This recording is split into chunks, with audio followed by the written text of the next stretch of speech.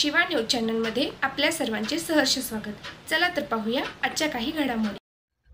Home minister महाराष्ट्राचे लाडके भाऊजी आदेश बांदेकर यांनी मुंबईहून कोल्हापूरकडे जात असताना पीबी रोडवरील कराड वाठारजवळ येताच आदेश बांदेकर यांच्या कार जात असताना समोरून येणारे ट्रकचे ॲक्सेल तुटल्याने आदेश बांदेकर यांच्या कारचा अपघात झाला आहे।